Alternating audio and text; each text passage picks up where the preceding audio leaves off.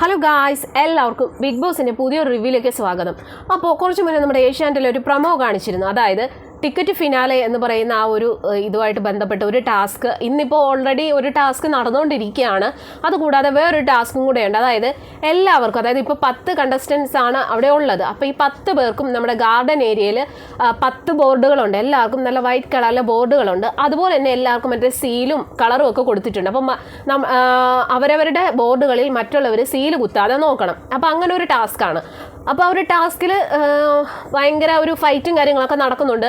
ജാസ്മിനും സിജോയും തമ്മിൽ ഫൈറ്റ് നടക്കുന്നുണ്ട്. അതായത് ഇപ്പോൾ അവരവരുടെ ബോർഡിൽ മറ്റുള്ളവർ സീല് കുത്താതെ നോക്കുക എന്നുള്ളതാണ്. അപ്പോൾ അങ്ങനെ നമ്മുടെ ജിൻഡോടെയൊക്കെ ബോർഡിൽ എല്ലാവരും വന്ന് സീൽ കുത്തുന്നുണ്ട്. നന്ദന, അവരുടെയൊക്കെ മിക്കവരുടെ ബോർഡിലും എല്ലാവരും സീൽ കുത്തുന്നുണ്ട്. ഇതിൽ കുത്താത്ത നിൽക്കുന്ന അഭിഷേകിൻ്റെയും സായിയുടെ ബോർഡിലും ഒരുപാടില്ല. അഭിഷേകിൻ്റെ ബോർഡിൽ ഒറ്റ ഇതുപോലും ഇല്ലായിരുന്നു. അപ്പോൾ നമ്മുടെ ജിൻഡോ, ഇതൊരു ഗെയിമാണല്ലോ, അപ്പം എന്ത് വേണം, അതായത് മറ്റുള്ളവരുടെ ബോർഡിൽ മാക്സിമം സീൽ കുത്താൻ ശ്രമിക്കണം. അങ്ങനെ നമ്മുടെ ജിൻഡോ നമ്മുടെ അഭിഷേകിൻ്റെ ബോർഡിൽ സീൽ കുത്താൻ ചെല്ലുമ്പോൾ അഭിഷേക് ഫിസിക്കലായിട്ട് നമ്മുടെ ജിൻഡോയെ ഫിസിക്കൽ അസോൾട്ട് ചെയ്യുകയാണ്.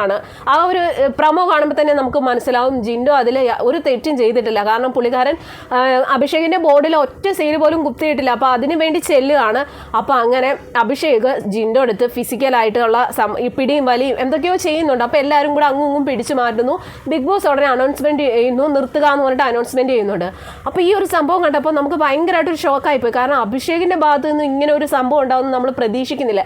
ഇതൊരു ടാസ്ക്കാണ്. അതിൽ എന്താ പറയുക, ഇപ്പോൾ ഓൾറെഡി അഭിഷേകിന് നല്ല പോയിന്റ് ഉണ്ട്. അവിടെ എല്ലാവരെക്കാട്ടി പോയിന്റ് എന്തായാലും അഭിഷേകിന് തന്നെയാണ്. അപ്പോൾ അതുപോലെ തന്നെ നമ്മുടെ സായിക്കും പോയിന്റും കാര്യങ്ങളൊക്കെ ഉണ്ട്, ജിൻഡോയ്ക്കും ഉണ്ട്.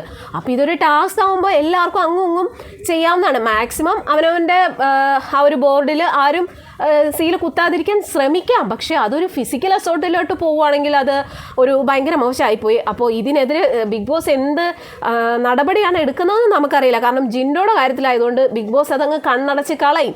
കാരണം ജിൻഡോയെ ആർക്കും എന്ത് വേണമെങ്കിലും ചെയ്യാം, എന്ത് വേണമെങ്കിലും പറയാം, ഇതൊക്കെ നമ്മൾ കണ്ടിട്ടുള്ളതാണ്.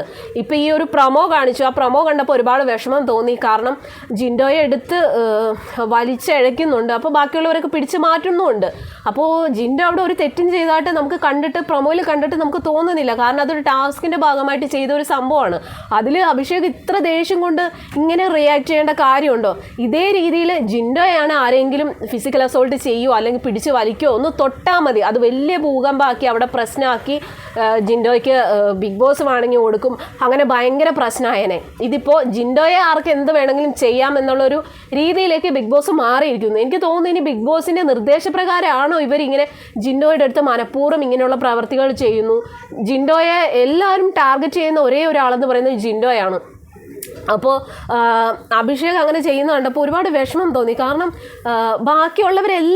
എല്ലാവർക്കും ഇങ്ങനെ ഈ ഒരു ടാസ്കിൽ മറ്റുള്ളവരുടെ ബോർഡിൽ സീൽ വെക്കാവുന്നതാണ്. നമുക്ക് ആ ഒരു പ്രൊമോ കാണുമ്പോൾ തന്നെ വളരെ വ്യക്തമായിട്ട് മനസ്സിലാവും അതാണ് ആ ഒരു ടാസ്ക്. അപ്പോൾ അതിൽ ഇത്രമാത്രം അഭിഷേക് അങ്ങ് കയറി ഫയർ ആവേണ്ട കാര്യമൊന്നുമില്ല.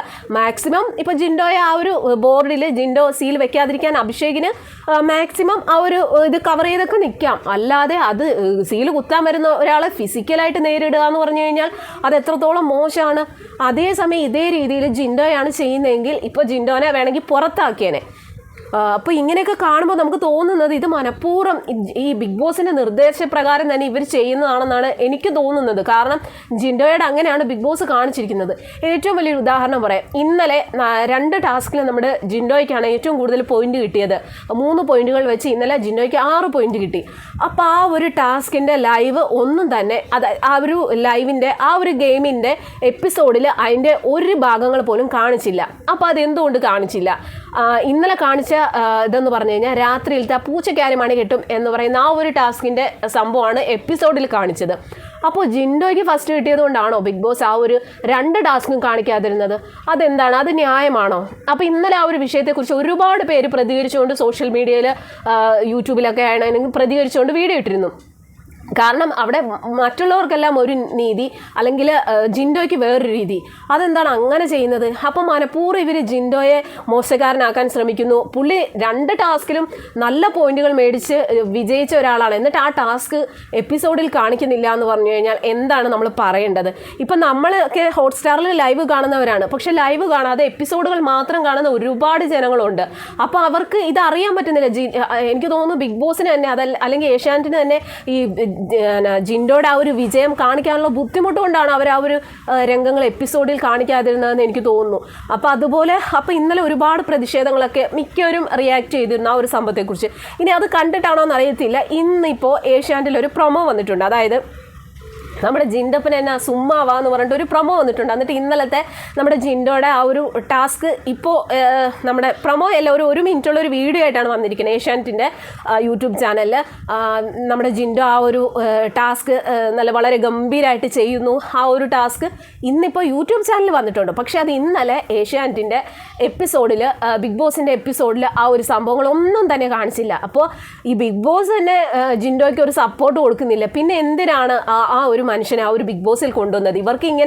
ഇവരെന്തുകൊണ്ടാണ് ജിൻഡോടത്ത് ഇങ്ങനെ ഒരു അകൽച്ച അല്ലെങ്കിൽ ഇങ്ങനെ ഒരു വേർതിരിവ് കാണിക്കുന്നതെന്ന് നമുക്കറിയില്ല. എങ്കിൽ പിന്നെ എന്തിനാണ് അദ്ദേഹത്തെ ഈ ഒരു ഷോയിലേക്ക് ഇവരെ തിരഞ്ഞെടുത്തത്? അവർക്ക് എന്തെങ്കിലും ഇനിയിപ്പോൾ പുള്ളിയുടെ കളർ കൊണ്ടാണ് ഇവർക്ക് അംഗീകരിക്കാൻ ബുദ്ധിമുട്ടുണ്ടെങ്കിൽ ഇവരെന്തിനാ പിന്നെ അങ്ങനെ ഒരാളെ ഈ ഷോയിലേക്ക് എടുത്തിട്ട് അദ്ദേഹത്തിന് എന്താ പറയുക വിജയങ്ങളൊന്നും, അതായത് ടാസ്കിലാണെങ്കിൽ പോലും പുള്ളി വിജയിച്ചിട്ട് അവർ 2 ടാസ്കും ഇന്നലത്തെ എപ്പിസോഡിൽ കാണിച്ചില്ല. ഇതൊക്കെ ന്യായമാണോ? ഇപ്പോൾ ഇന്നാണെങ്കിൽ പോലും ഈ ഒരു ടാസ്കിലും ഈ വരാൻ പോകുന്നതേ ഉള്ളൂ, ലൈവിൽ ആ ഒരു ടാസ്ക് തുടങ്ങിയിട്ടില്ല. അപ്പോൾ ഇപ്പോൾ പ്രൊമോ കാണിച്ചതിലും ജിൻഡോയെ അഭിഷേക് ഫിസിക്കൽ അസോൾട്ട് ചെയ്യുന്നുണ്ട്. അതിനെതിരെ ബിഗ് ബോസ് എന്ത് തീരുമാനമാണ് എടുക്കുന്നതെന്ന് നമുക്കറിയില്ല. അതുപോലെ തന്നെ അവിടെയുള്ള എല്ലാ കണ്ടസ്റ്റൻസും ടാർഗറ്റ് ചെയ്യുന്നത് ജിൻഡോയെ ആണ്.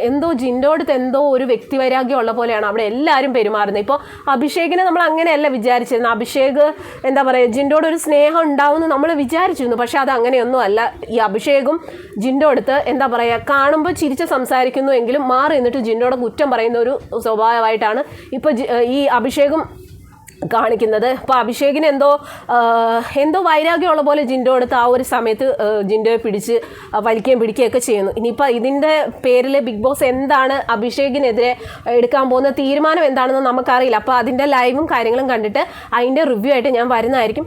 അപ്പോൾ ഈ ഒരു വിഷയത്തെക്കുറിച്ച് നിങ്ങളുടെ അഭിപ്രായം എന്താണെന്നുള്ളതെന്ന് കമൻറ്റ് ചെയ്യാൻ മറക്കരുത്.